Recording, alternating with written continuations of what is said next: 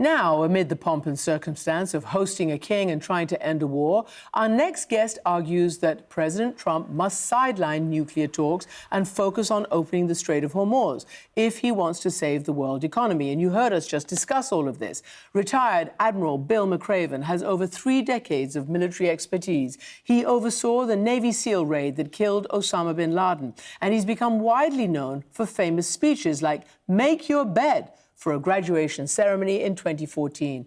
Now he's collected some of those speeches into a new book, and he joins Walter Isaacson to discuss this, the Iran conflict, and the importance of leadership. Thank you, Chris John and Admiral Bill McRaven. Welcome back to the show. Thanks, Walter. Good to be with you. You have a new book out called Duty, Honor, Country, and Life. It's got essays in it, speeches in it, even a few poems. And you say it's a book about the American spirit. How do you define the American spirit these days? Well, I think of the American spirit as kind of the personification of what we think of as the American character. This idea that as Americans, we can do anything. We can put a man on the moon. We can send 4 people around the moon. We can cure cancer. We can take AI and do something good with it. But it is also the understanding that our values as Americans are important. This idea of equality and justice and the rule of law, and this idea that we want to be the good guys in the world. I think this is the American character, and it is personified in the American spirit and the people that I have met over my time, both in the military and in academia and healthcare. And these stories that I tell, these speeches, really are stories about people that have inspired me throughout my life. You talk about doing good. Let me take a specific example, which is USAID, our foreign aid program, especially when it came to health. To what extent does somebody like yourself, who dealt with military, the projection of military power to get people around the world to do what we wanted, to what extent does that undermine what we're trying to do? Oh, make no mistake about it. USAID was vital to our soft power in the world. And look, I got it. USAID probably had a lot of problems. Every government organization needs to be reviewed periodically. We need to kind of cut the waste. But at the end of the day, our ability as Americans to project soft power in the form of USAID and other humanitarian aid really, again, helped us with this reputation of being the good guys. Every time, Walter, there was an earthquake, a tsunami, a hurricane, any sort of devastation, the American military was there with our big deck amphibs and USAID care packages that we put forth in countries all around the world. And this was meaningful, again, in strengthening those relationships. So it's not just about being good for good's sake. Yes, that's important. But it also has this value of strengthening our alliances and strengthening the bonds so that when we really need them, they'll be there. Your book has come out just in time for the 250th birthday, July 4th of 2026. Tell me, how can this book and other books like it help us regain the American spirit? And how can we use this birthday, this 250th, to try to diminish some of the polarization that sapped our spirit? Well, again, as we approach the 250th, I gave a speech a couple of years back at the New York Historical Society. And it was at a time, and again, we've had these times in the last couple of years, where people were beginning to doubt the strength of our democracy. So I talked a lot about our democracy, and I said, look, and as you well know, probably better than anybody, Walter, this is still the great experiment. We're not done yet. And if we want to make it another 250 years, then I offered some ideas on how we needed to get there. And when you look back over the last 250 years, I started off with saying, look, we do need to be the good guys. I talked about, the Marshall Plan and the Berlin Airlift and the things that we have done globally to strengthen America's sense that we are, we have the moral high ground. But then I talked about other things. I said, look, we need to be welcoming. The fact of the matter is we've got about 45 million immigrants that are here in the country now. We are a nation that has come over here by boat for the most part, either willingly or unwillingly. And the fact of the matter is we need to continue to be welcoming. We need to continue to be smart. I am concerned we are reducing our support to R1 universities, the research universities that really become the foundation for a lot of our growth and our innovativeness. we need to continue to be strong, no question about it. We need a strong military. We need to continue to recognize the sacrifice of those men and women in uniform, those first responders, and continue to do that. And my last point was we need to continue to be compassionate because I think this is what sets us apart from Russia, from China, from other countries around the world. Let me ask you a very broad question. What is the role, what is the connection of the military to democracy? Well, I mean, at the end of the day, for the American military, I think it is important to, again, come from the democracy. Now, come from the people of the nation. This is, of course, the military, as you know, it's less than 1% of the American people have served in the military today. But that doesn't mean that these 1% aren't viewed with great respect in the communities they come from. And so their ability, the young soldiers, sailors, airmen, Marines, Coast Guardsmen, their ability to kind of get out in their communities, showcase how good these young men and women are, I think really helps strengthen our democracy. But it is also this recognition that as the military, we respond to the civilian chain of command. Whether we like it or not, the fact of the matter is the president was elected by the people. He is the elected commander-in-chief, and we in the military have a responsibility to follow the legal orders of the president of the United States. And I have encouraged all the soldiers, sailors, airmen, Marines to do that. As long as those orders are legal and consistent with the Constitution, then you follow them. And this is a strong part of our democracy, civilian rule of the military. You just said, as long as those orders are legal and constitutional. And as you know, there's been a controversy recently. Senator Mark Kelly, who served in the military, 6 other, I think, Democrats, all reminded people in the military they did not have to obey orders that were not legal. And now Senator Kelly is being investigated. Tell me, parse that controversy for me. Yeah, well, again, as a retired military officer, you technically still fall under the Uniform Code of Military Justice. However, nobody in the history of the United States military that was retired has ever been prosecuted for speaking up when they were retired. And I do think it is important. Well, I'm a huge fan of Mark Kelly. I appreciated what he did. I understand the controversy behind it.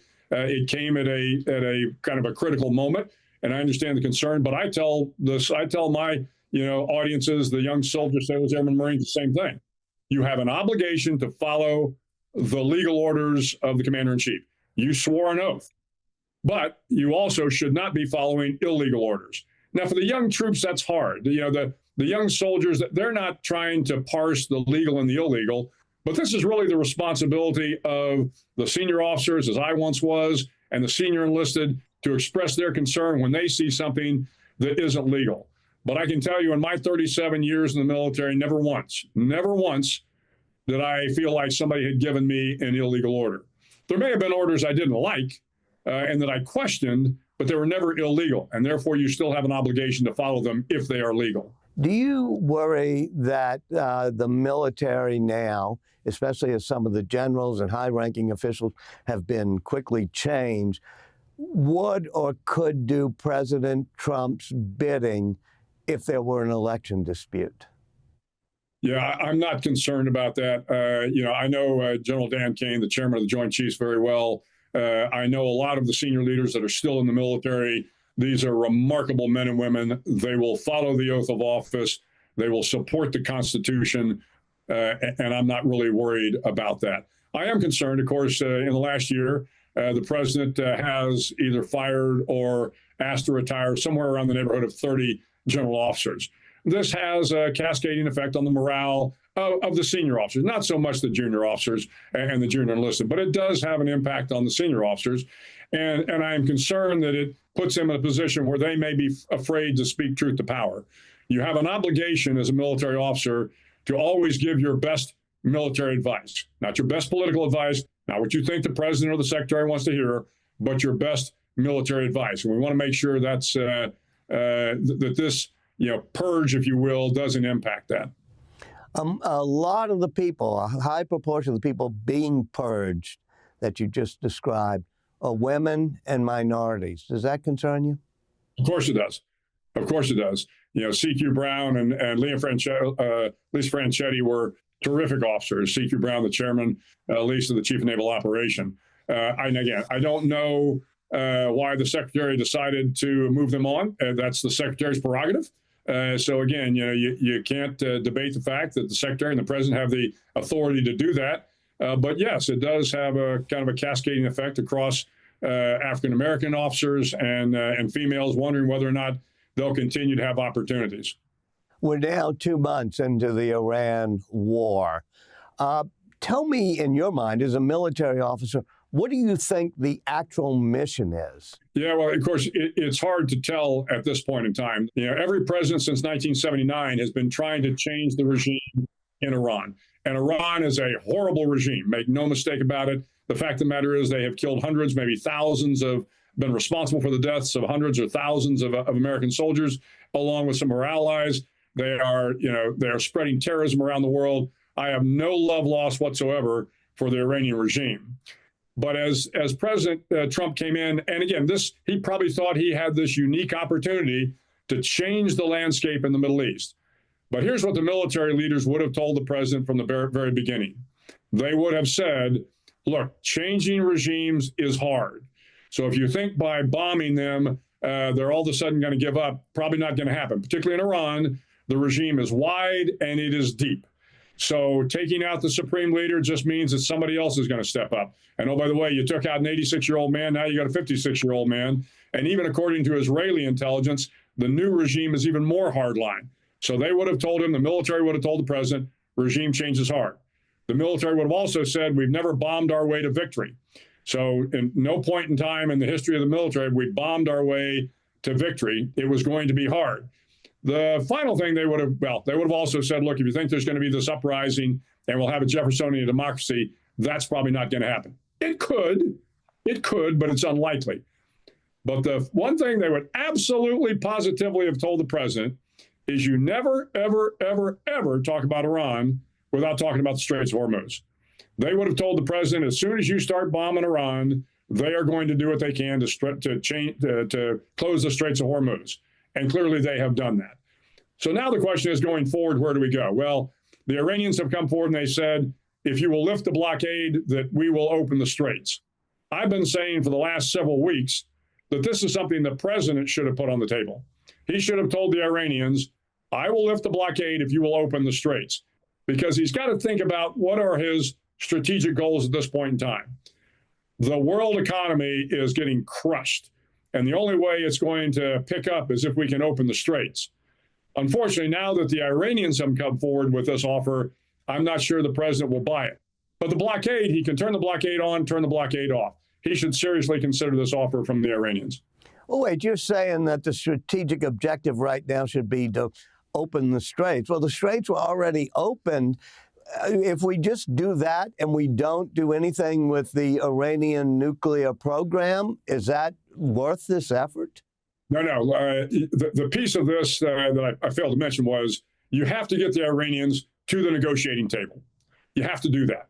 And what I've been saying over the last couple of weeks is, if the president told the Iranians, we will lift the blockade if you will open the straits and come to the negotiating table, now we can begin the negotiations. And again, this is what the Iranians have now offered. I wish the president would have moved before the Iranians. But the fact of the matter is they've offered this.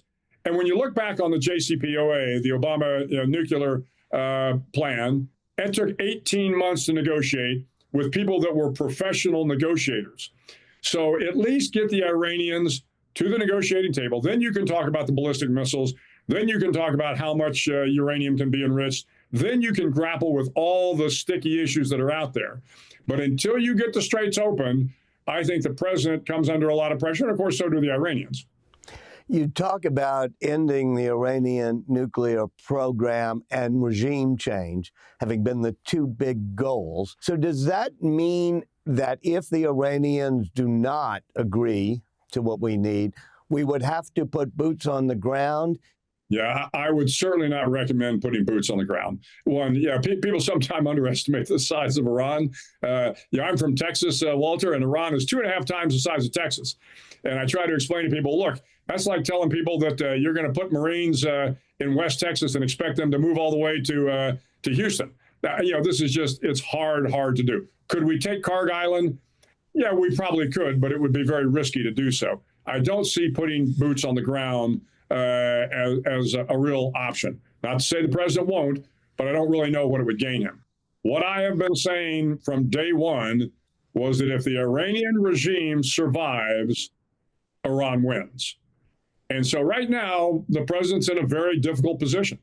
The Iranian regime, unless there is a collapse of the regime and a more moderate theocracy, or some other administration comes in, back to your question, are we any better off than we were prior to February 28th?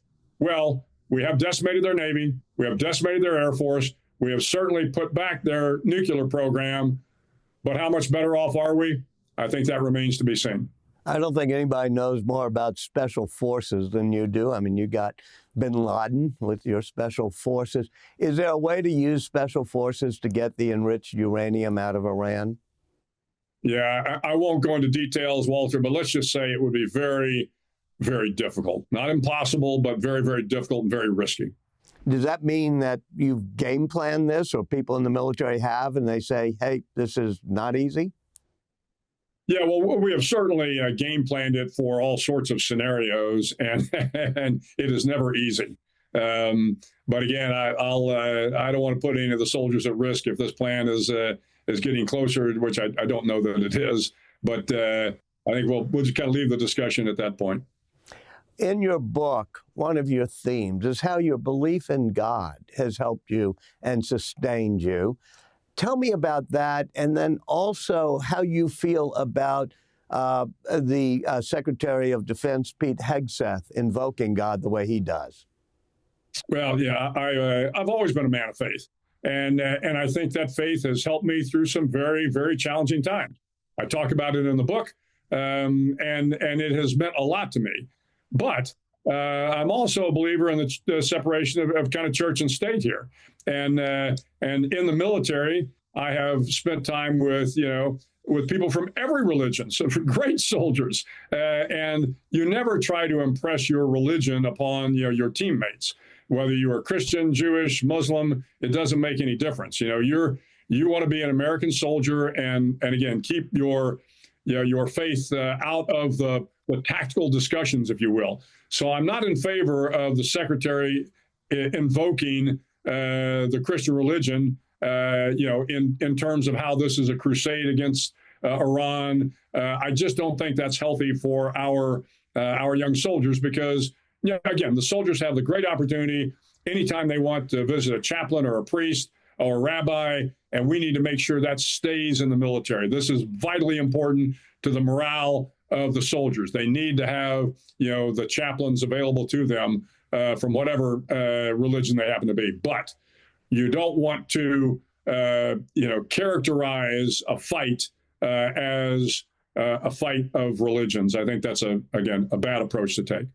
Admiral Bill McRaven, thank you so much for joining us. My pleasure, Walter.